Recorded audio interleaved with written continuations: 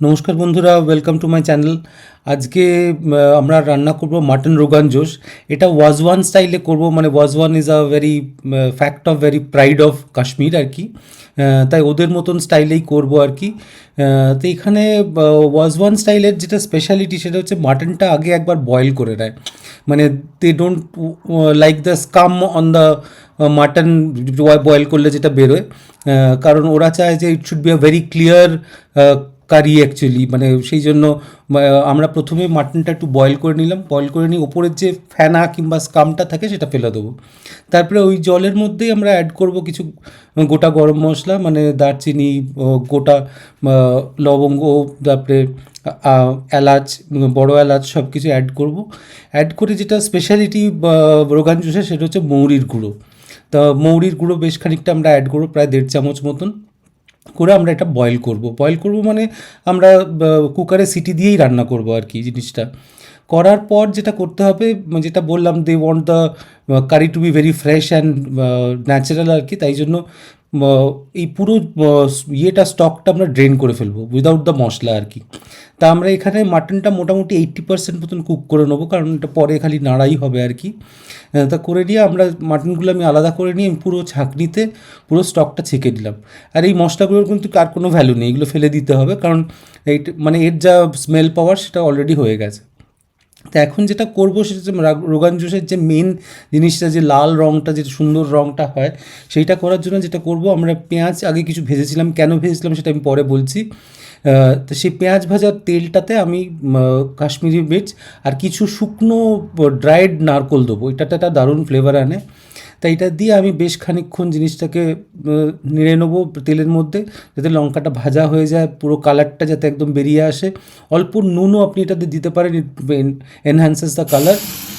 আর যেটা করবো সেটা হচ্ছে আমি এটাতে খানিকটা মাটন স্টক অ্যাড করবো।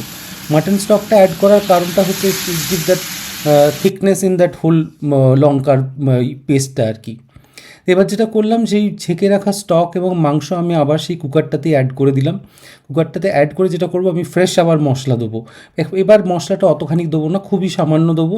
একটা দুটো লবঙ্গ, একটা হয়তো এলাচ, এরকম টাইপের দিয়ে দু তিন কোয়া রসুন দেবো। রসুন দিয়ে আবারও যেটা মূল ইনগ্রিডিয়েন্ট রোগান জোশে সেটা হচ্ছে মৌরির গুঁড়ো। বেশ খানিকটা মৌরির গুঁড়ো দেবো, এটা ঠিক করবে আর কি ইয়েটাকে, সসটাকে মাটনের সাথে। তো করে আমি যেটা করব, এটা হচ্ছে যে যে পেঁয়াজ ভেজেছিলাম, যেটা বললাম, সেই পেঁয়াজটা আমরা একটা বেরেস্তা করে সেটা একটা পেস্ট বানিয়ে নিয়েছিলাম। সেই পেঁয়াজের পেস্টটা অ্যাড করলাম। 1 চামচ মতন হলুদ দিতে পারেন, হলুদ দিলে রঙটা খোলে আর কি। তো এবার আমরা এই গ্রেভিটাকে ঠিক করার চেষ্টা করব খানিকক্ষণ গরম আঁচে নাড়তে নাড়তে। এটা করতে করতে যখন মোটামুটি একটা বয়েলে এসে যাবে, তখন আমরা যেটা করবো, যে লঙ্কার ইয়েটা বানিয়ে রেখেছিলাম সেটা আমরা পুরোটা অ্যাড করে দেবো। তা যেটাতে করেছিলাম সেটা একটু ধুয়েও একটু জলও দিয়ে দেবো, কারণ একটু জল দিয়ে যাতে জিনিসটা না লেগে যায়, ভালোভাবে নাড়া যায় আর কি।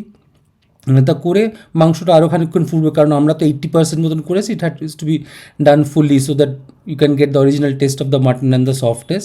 তো এই তেলটা অ্যাড করার পরই আপনি দেখছেন কিন্তু সেই রোগান জোশের সেই যে আমাদের চেনা পরিচিত কালারটা, সেটা কিন্তু আস্তে আস্তে ফিরে আসছে আর কি।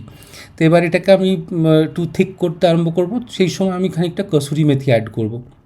কসুরি মেথি অ্যাড করলে এটা অদ্ভুত ফ্লেভার দেয়, and it is a typical wazwan style.